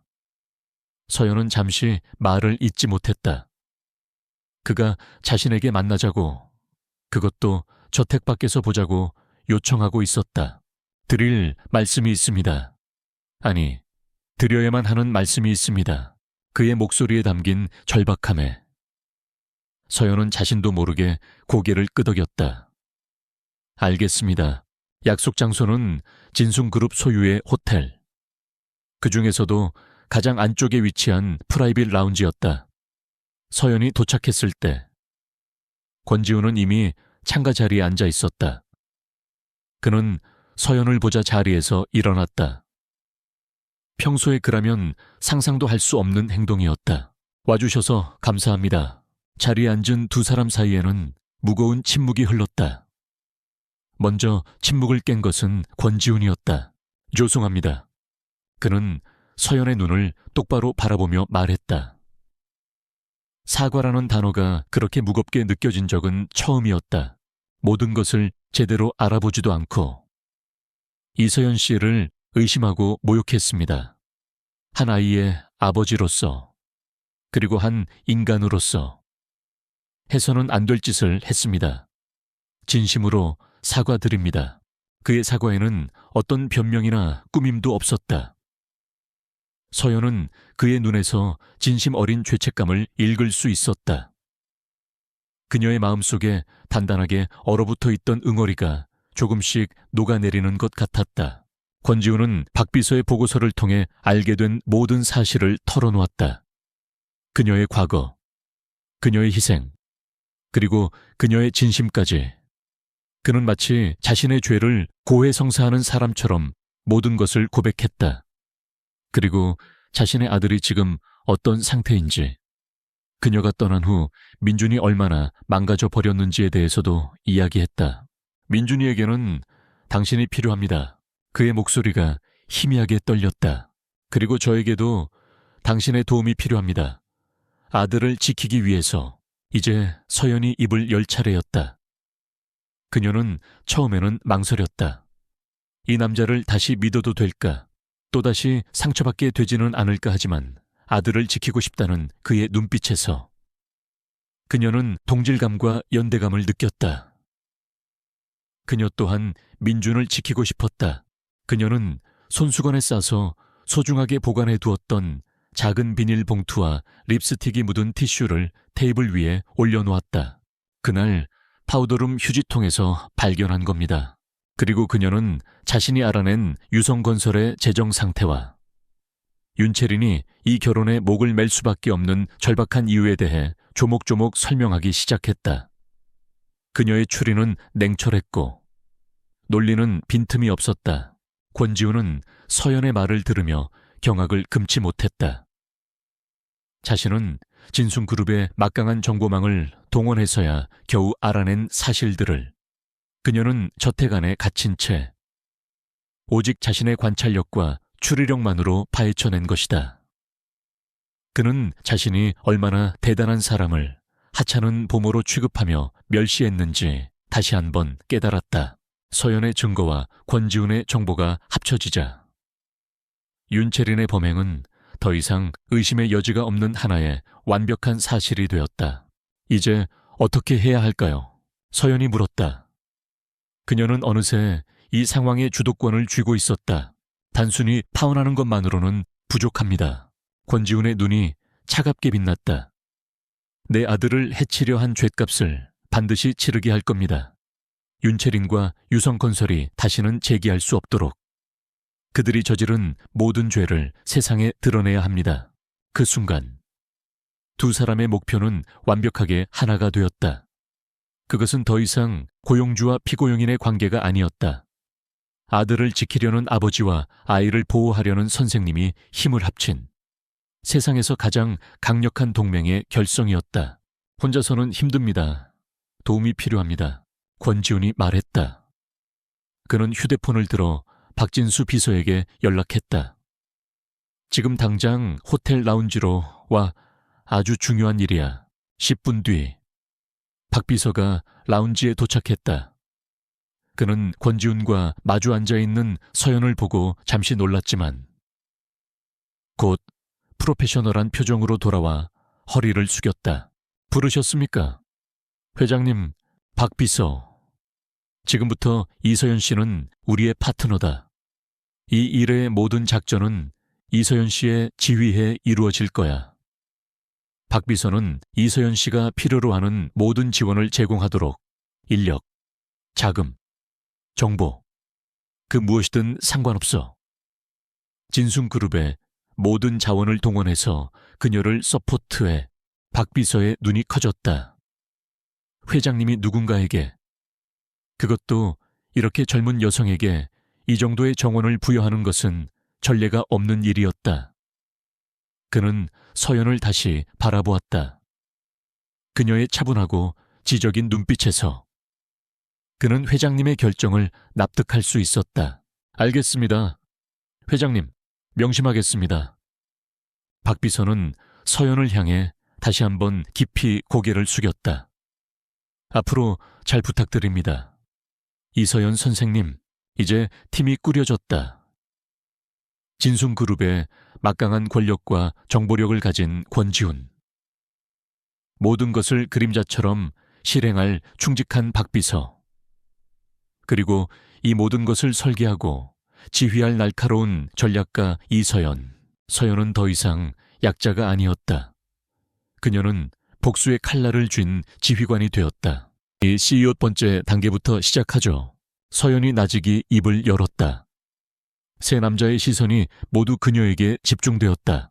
윤채린 씨는 자신이 세상에서 가장 똑똑하다고 믿는 사람입니다. 자신의 계획이 완벽하다고 생각하죠. 우리는 바로 그 오만함을 이용해야 합니다. 그녀가 스스로 덫에 걸어 들어오게 만들어야 해요.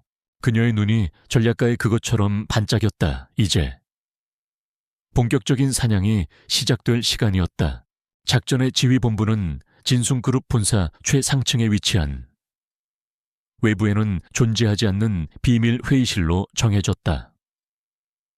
방음벽과 최첨단 보안 장비로 둘러싸인 그곳에서 세 사람으로 이루어진 비공식 태스크포스 팀의 첫 번째 전략회의가 시작되었다.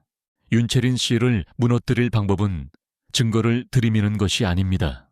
거대한 스크린 앞에 선 이서연이 입을 열었다. 그녀는 더 이상 불안에 떠는 부모가 아니었다. 그녀의 눈빛과 목소리에는 상황을 완벽하게 장악한 지휘관의 자신감이 넘쳤다. 우리가 그녀의 죄를 폭로하는 것이 아니라 그녀가 스스로 자신의 죄를 고백하고 파멸하게 만들어야 합니다. 가장 많은 사람들이 보는 앞에서 그녀가 가장 행복하다고 믿는 바로 그 순간에 말이죠. 그녀의 계획은 대담하고 치밀했다. 권지훈과 박 비서는 숨을 죽이고 그녀의 다음 말을 기다렸다. 덫을 놓겠습니다. 그녀가 절대로 거부할 수 없는 달콤한 미끼를 던지는 겁니다. 서연은 스크린에 프로젝트 오로라라는 문구를 띄웠다. 진순그룹이 해외의 유령 바이오 회사를 인수하려는 것처럼 위장하는 겁니다. 이름은 오라테크 바이오 정도로 하죠. 이 회사는 엄청난 잠재력을 가졌지만 현재 자금난으로 파산 직전인 것처럼 꾸밉니다. 그리고 진순그룹이 아주 싼값에 이 회사를 비밀리에 인수하려 한다는 정보를 흘리는 겁니다. 박 비서가 즉시 질문했다. 하지만 그 정보가 어떻게 윤채린 씨에게 전달되게 하죠? 저희가 직접 줄 수는 없습니다. 바로 그 점이 핵심입니다. 서연이 미소를 지었다. 윤채린 씨는 자신이 회장님을 속이고 기밀 정보를 훔쳐냈다고 믿게 만들어야 합니다. 회장님께서는 이제부터 연기를 하셔야 합니다. 서연의 시선이 권지훈에게 향했다. 평소처럼 일에만 몰두하는 냉정한 CEO의 모습. 하지만 윤채린 씨 앞에서는 아주 미세한 빈틈을 보여주시는 겁니다. 예를 들면 그녀가 근처에 있을 때 일부러 오라테크 바이오 건에 대한 비밀스러운 통화를 하시는 거죠. 혹은 절대 보안이라고 적힌 가짜 서류를 서재 책상 위에 실수로 올려두는 겁니다. 권지훈은 서연의 계획을 즉시 이해했다. 내가 미끼를 던지고 그녀가 그것을 물게 만들라는 뜻이군. 맞습니다. 그녀는 회장님의 정보를 훔쳤다고 생각하며 우월감에 빠지겠지만 사실은 우리가 던져준 시나리오대로 움직이는 꼭두각시에 불과하게 되는 겁니다. 작전은 즉시 실행에 옮겨졌다. 박 비서는 진순그룹의 법무팀과 재무팀의 최고 인력들을 비밀리에 동원했다. 그들은 단 하루 만에 오라테크 바이오라는 이름의 페이퍼 컴퍼니를 조세피난처에 설립했다. 그럴듯한 홈페이지와 과거 연구 실적이 담긴 가짜 논문, 그리고 파산 직전의 재무제표까지 모든 것이 완벽하게 조작되었다. 권지훈의 연기도 시작되었다. 며칠 뒤 윤채린이 저택에 찾아온 날, 그는 일부러 서재 문을 살짝 열어둔 채 국제전화를 받는 연기를 했다. 네, 오라테크 건은 극비리에 진행해 주십시오. 경쟁사인 태강그룹이 눈치채기 전에 끝내야 합니다. 인수가 성공하기만 한다면 최소 10배, 아니 흔히 배의 수익도 가능할 겁니다. 문 밖에서 엿듣고 있던 윤채린의 귀가 번쩍 뜨였다. 그녀는 권지훈이 자리를 비운 틈을 타 서재에 몰래 들어갔다. 그리고 예상대로 책상 위에는 프로젝트 아우로라 톱 시크릿이라고 적힌 서류 파일이 놓여 있었다. 그녀는 떨리는 손으로 서류를 펼쳐 자신의 휴대폰으로 모든 페이지를 빠르게 촬영했다. 그녀의 모든 행동은 서재 책상 액자 뒤에 숨겨진 초소형 카메라에 고스란히 기록되고 있었다.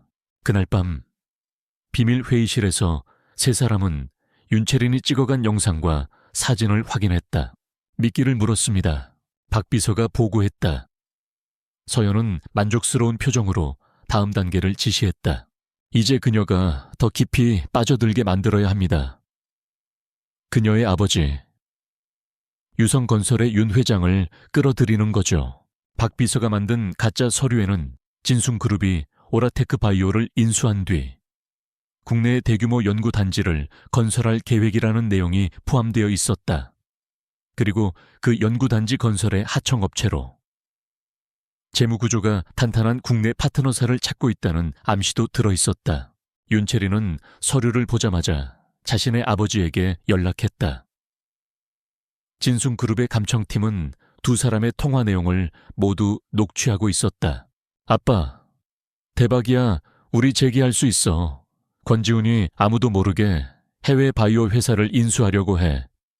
우리가 선수만 치면 진순그룹의 연구단지 건설 사업을 통째로 따낼 수도 있어. 그녀의 목소리는 탐욕과 흥분으로 가득 차 있었다. 파산 직전의 윤 회장은 딸이 가져온 정보에 이성을 잃었다. 두 사람은 유성건설의 남은 자산을 모두 팔고 사채까지 끌어모아 오라테크 바이오와 접촉할 자금을 마련하기 시작했다. 서연의 팀은 그들을 위해 가짜 오라테크 바이오의 아시아 지부장까지 섭외해 두었다. 진순그룹의 해외 지사 직원을 배우로 위장시킨 것이었다. 며칠 뒤 윤 회장은 위장한 아시아 지부장을 만나 거액의 투자 의향서를 전달했다. 연구단지 건설 사업의 우선 협상권을 따낸다는 명목이었다. 그들의 모든 자금은 박 비서가 만들어둔 유령 계좌로 흘러 들어갔다. 윤채린 부녀는 자신들이 진순그룹을 상대로 사기를 치고 있다고 생각했지만 실상은 그 반대였다. 그들은 서연이 설계한 거대한 사기극의 주인공이 되어 스스로 무덤을 파고 있었다. 모든 증거가 차고 넘치도록 수집되었다. 윤채린이 기밀 서류를 훔치는 영상, 아버지와 불법적인 내부자 거래를 모의하는 통화 녹취, 그리고 유성건설의 비자금이 유령 계좌로 흘러들어간 내역까지 이제 마지막 무대를 준비할 시간이었다. 모든 준비가 끝났습니다. 비밀 회의실에서 박 비서가 최종 보고를 마쳤다. 서연은 권지훈을 바라보았다. 이제 마지막 무대를 열 시간입니다. 그녀가 꿈꾸던 가장 화려한 무대에서 가장 끔찍한 추락을 선물해줘야죠. 권지훈은 고개를 끄덕였다. 그의 얼굴에는 차가운 분노와 결의가 서려 있었다. 그는 즉시 비서를 통해 윤채린에게 연락했다. 채린 애씨, 우리 약혼식 날짜를 잡읍시다. 가능한 한 빨리. 그리고 성대하게. 세상 모든 사람들이 당신이 진숭의 안주인이 되는 것을 축하해 줄 수 있도록. 수화기 너머로 윤채린의 기쁨에 찬 비명이 들려왔다. 그녀는 자신의 완벽한 승리를 의심하지 않았다. 그녀는 곧 열릴 화려한 약혼식에서 자신이 그토록 원하던 모든 것을 손에 쥐게 될 것이라고 믿고 있었다. 하지만 그녀는 알지 못했다.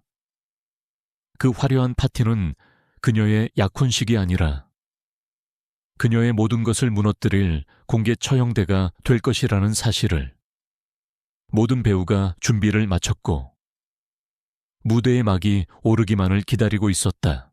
윤채린과 권지훈의 약혼식은 대한민국 상위 1%의 사교계를 그대로 옮겨놓은 듯한 화려함의 극치였다. 국내 최고급 호텔의 그랜드 볼룸은 수천 송이의 흰색 장미와 크리스탈 샹들리에로 장식되어 마치 동화 속 왕궁과 같은 분위기를 자아냈다.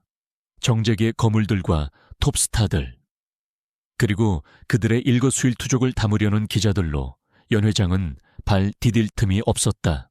그 중심에 선 윤채린은 눈부시게 아름다웠다. 세계적인 디자이너가 제작한 단 하나의 드레스를 입은 그녀는 승리에 취한 여왕처럼 우아하고 당당했다. 그녀는 자신에게 쏟아지는 부러움과 찬사의 시선을 만끽하며 완벽한 미소로 하객들을 맞이했다. 그녀의 인생에서 가장 빛나는 순간이었다.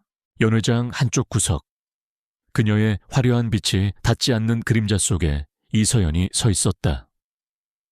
그녀는 권민준의 곁을 지키는 공식적인 보호자 자격으로 그곳에 있었다. 화려한 드레스 대신 단정하고 전문적인 느낌을 주는 검은색 정장을 입은 그녀는 소란스러운 연회장 안에서 유일하게 고요한 섬과 같았다. 그녀의 존재를 발견한 윤채린은 잠시 미간을 찌푸렸지만 이내 승자의 여유로운 미소를 지어 보였다. 내까지 깨 있어봤자 어쩌겠어 하는 노골적인 조롱이 담긴 미소였다. 서연은 그 시선을 피하지 않고 그저 묵묵히 받아냈다. 폭풍전야의 고요함이었다. 권지훈은 완벽한 약혼자의 역할을 수행했다. 그는 윤채린의 곁을 지키며 다정한 미소를 짓고 하객들과 유창하게 농담을 주고받았다. 하지만 그의 눈빛은 얼음처럼 차가웠다. 그는 이따금씩 서연과 눈을 마주쳤고 두 사람은 말없이 고개를 끄덕였다. 모든 준비는 끝났다는 신호였다. 마침내 약혼식의 하이라이트인 두 사람의 인사말 시간이 다가왔다. 사회자의 소개와 함께 권지훈과 윤채린은 우레와 같은 박수를 받으며 단상 위로 올라섰다. 먼저 마이크를 잡은 것은 윤채린이었다. 이 자리에 와주신 모든 분들께 진심으로 감사드립니다. 그녀는 감격에 겨운 목소리로 미리 준비해온 완벽한 연설을 시작했다. 권지훈 회장에 대한 사랑과 존경, 그리고 그의 아들인 민준이를 친아들처럼 사랑으로 보살피겠다는 가식적인 다짐이 이어졌다. 저는 앞으로 한 남자의 아내이자 한 아이의 어머니로서 그녀가 어머니라는 단어를 입에 올리는 순간 단상 아래에서 그녀를 지켜보던 민준의 작은 손이 서연의 손을 더욱 꽉 움켜쥐었다. 서연은 아이의 등을 부드럽게 쓸어주었다. 괜찮아. 곧 모든 것이 끝날 거야. 윤채린의 감동적인 연설이 끝나고 장내에는 다시 한번 뜨거운 박수갈채가 쏟아졌다. 이제 권지훈이 마이크를 잡았다. 모두가 그의 사랑 넘치는 화답을 기대하고 있었다. 귀한 시간을 내어 이 자리를 빛내주신 여러분께 감사드립니다. 그는 부드러운 미소로 입을 열었다. 하지만 그의 다음 말은 연 회장의 모든 공기를 얼어붙게 만들었다. 오늘 이 자리에서 저는 여러분께 한 가지 영상을 보여드리고자 합니다. 이것은 사랑에 대한 이야기가 아닙니다. 이것은 신뢰와 배신에 대한 이야기입니다. 그의 말이 끝나기 무섭게 연 회장의 모든 조명이 꺼지고 즐거운 클래식 음악이 뚝 끊겼다. 하객들은 술렁이기 시작했다.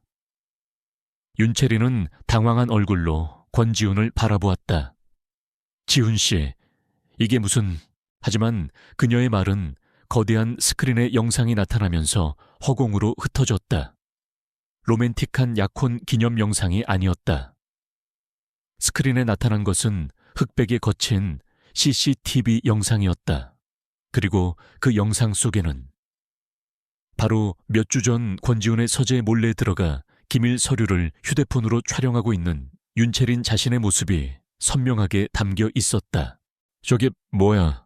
하객들의 입에서 경악의 탄성이 터져 나왔다. 영상은 거기서 끝나지 않았다. 화면이 바뀌며 윤채린과 그녀의 아버지가 나누는 통화 내용이 음성 파일로 재생되기 시작했다. 아빠, 대박이야. 우리가 선수만 치면 진순그룹을 통째로 집어삼킬 수도 있어. 탐욕으로 가득 찬 부녀의 목소리가 연 회장 전체에 울려 퍼졌다. 스크린에는 그들의 불법적인 내부자 거래 계획을 증명하는 자금 이체 내역과 유령 회사 계좌 정보가 뒤따라 나타났다. 하객석에 앉아있던 윤 회장의 얼굴이 사색이 되더니 그는 결국 의자 밑으로 쓰러지고 말았다. 윤채린은 온몸을 사시나무처럼 떨며 주저앉았다. 아니야. 이건 사실이 아니야. 조작된 거야. 하지만 이것은 시작에 불과했다. 권지훈의 차가운 내레이션이 영상을 덮었다. 하지만 그녀의 죄는 여기서 그치지 않았습니다. 그녀는 자신의 탐욕을 채우기 위해 6살짜리 아이의 목숨까지도 이용했습니다.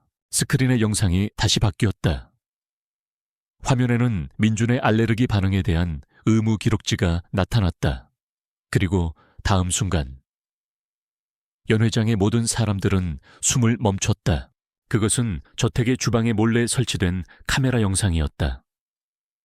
영상 속에서 윤채린은 주변을 살핀 뒤 핸드백에서 꺼낸 작은 비닐봉투 속 아몬드 가루를 쿠키 반죽 중 하나에만 조심스럽게 섞고 있었다. 그리고 그 쿠키에 다른 이들의 눈을 피하기 위한 표식을 남기는 치밀함까지. 그녀의 완벽한 범죄 행각이 만천에 공개되는 순간이었다. 모든 영상이 끝나고 연 회장의 조명이 환하게 켜졌다. 모든 시선이 단상 위의 윤채린에게 쏠렸다. 그녀의 완벽했던 화장은 눈물과 경악으로 얼룩져 있었고 아름다운 드레스는 초라한 죄수복처럼 보였다. 그녀는 무너진 얼굴로 권지훈에게 기어가듯 매달렸다. 지훈 씨, 이게 다 뭐예요? 오해야. 저 사람들이 날 모함하는 거야. 네, 권지훈은 경멸의 시선으로 그녀를 뿌리쳤다. 그는 마이크를 잡고 연 회장 전체에 울려 퍼지도록 선언했다. 윤채린 씨, 당신과의 파혼을 이 자리에서 공식적으로 선언합니다. 그리고 이것은 끝이 아닙니다.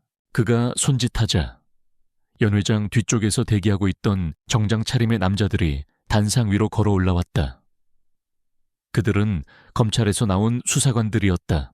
윤채린 씨, 당신을 기업 기밀 유출, 내부자 거래, 사기 및 아동 학대 미수 혐의로 긴급 체포합니다. 수사관이 차가운 목소리로 그녀에게 수갑을 내밀었다. 윤채린의 눈에서 마지막 희망의 빛이 사라졌다. 그녀는 비명을 지르며 발버둥 쳤지만 차가운 쇠고랑이 그녀의 손목에 채워졌다. 기자들의 카메라 플래시가 쉴 새 없이 터지며 대한민국 사격의 여왕의 가장 비참한 순간을 역사에 기록했다. 아수라장이 된 연회장 한가운데서 이서연은 민준의 눈을 가려주며 아이를 품에 꼭 안았다. 모든 폭풍이 끝났다. 아이의 귓가에 그녀는 나직이 속삭였다. 이제 다 끝났어. 민준아, 다 괜찮아. 아이는 그녀의 품에 얼굴을 묻었다. 길고 길었던 악몽이 마침내 막을 내리고 있었다. 세기의 약혼식 스캔들이 대한민국을 뒤흔들었다. 윤채린과 유성건설의 추악한 진실은 다음날 모든 신문과 뉴스의 헤드라인을 장식했다. 진숭그룹이라는 거대한 골리앗을 상대로 사기를 치려 했던 다윗의 모루는 비참했다. 윤채린과 윤 회장은 구속 수감되었다. 그들의 범죄 혐의는 너무나도 명백하고 증거가 차고 넘쳐서 대한민국 최고의 변호사들도 변호를 포기할 정도였다. 내부자 거래와 사기 혐의에 아동학대 미수라는 반인륜적인 죄목까지 더해져 그들에게는 사회적으로 사형 선고가 내려졌다. 유성건설은 결국 파산했고 그들이 빚으로 쌓아 올렸던 모든 신기루는 한 줌의 재가 되어 사라졌다. 폭풍이 휩쓸고 간 권씨 저택에는 오랜만에 고요한 평화가 찾아왔다. 더 이상 그 누구도 이서연을 경멸하거나 무시하지 않았다. 모든 사용인들은 그녀를 존경과 경외의 눈빛으로 바라보았다. 특히 김 집사는 서연을 볼 때마다 돌아가신 사모님을 보는 듯한 깊은 신뢰의 미소를 지어 보였다. 사건이 마무리되고 며칠 뒤 권지우는 이서연을 자신의 서재로 불렀다. 그곳은 한때 그녀가 의심받고 추궁당했던 아픈 기억의 장소였지만 이제는 분위기가 완전히 달라져 있었다.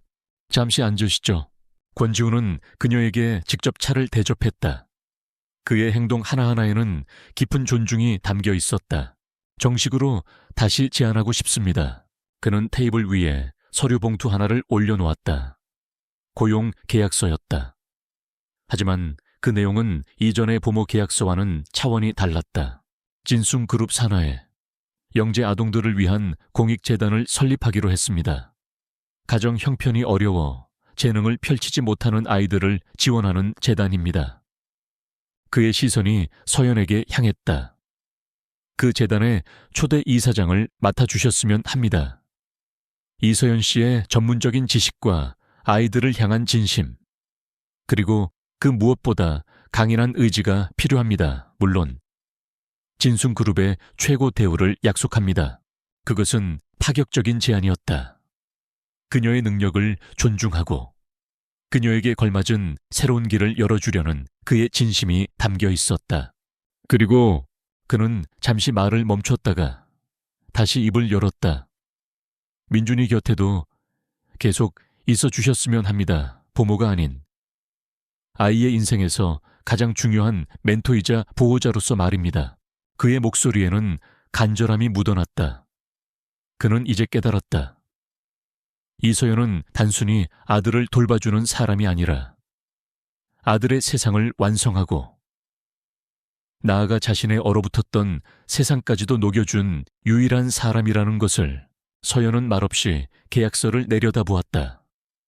그녀의 눈에 조용히 눈물이 고였다. 길고 길었던 터널의 끝에서 마침내 빛을 만난 기분이었다. 그녀는 고개를 들어 권지훈을 바라보며 희미하게 미소 지었다. 감사합니다. 기꺼이 받아들이겠습니다. 그날 이후 권씨 저택에는 웃음소리가 돌아왔다. 민준이는 예전에 총명하고 밝은 아이로 돌아왔다. 아니, 그 이상이었다. 아이는 더 이상 자신의 천재성을 세상과 단절하는 벽으로 삼지 않았다. 서연과 함께하며 아이는 자신의 재능을 세상과 소통하는 법을 배우기 시작했다. 알러지는 사라지지 않았지만 더 이상 아이를 아프게 하지 않았다. 이제 아이의 곁에는 진심을 가진 사람들만이 존재했기 때문이다. 어느 맑은 봄날 오후, 세 사람은 저택의 넓은 정원에 있었다. 그들은 얼마 전 함께 심은 어린 사과나무에 물을 주고 있었다.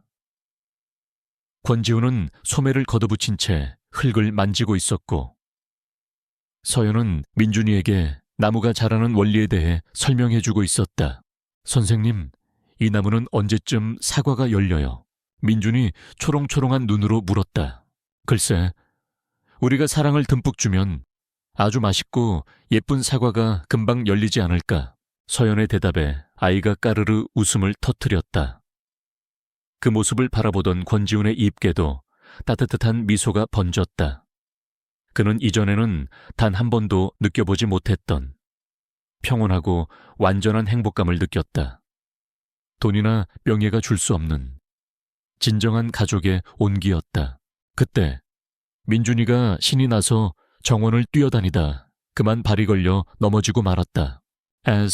아이의 무릎에서 피가 살짝 배어나왔다.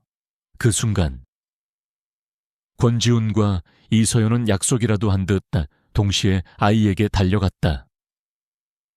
권지훈은 아이를 일으켜 무릎의 흙을 털어주었고, 서연은 익숙한 손길로 아이를 안아 등을 토닥이며 달래주었다. 괜찮아, 민준아. 이 정도는 금방 낫는단다. 두 사람의 걱정스러운 얼굴을 번갈아 보던 민준은 울음을 터뜨리는 대신 환하게 웃었다. 아이는 두 사람을 꼭 껴안으며 말했다. 응, 괜찮아요. 아빠도 있고 선생님도 있으니까요. 그 순간 시간은 멈춘 듯 했다. 권지훈과 이서연의 시선이 아이의 머리 위에서 마주쳤다. 그들의 눈빛 속에는 더 이상 어색함이나 거리감이 없었다. 그 자리에는 깊은 신뢰와 따스한 연대감, 그리고 말로 다 표현할 수 없는 애틋한 감정이 흐르고 있었다.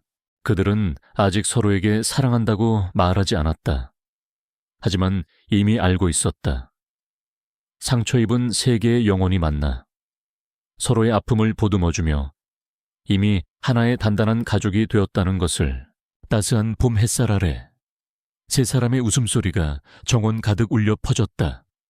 그것은 길었던 겨울의 끝을 알리고 새로운 시작을 약속하는 희망의 소리였다.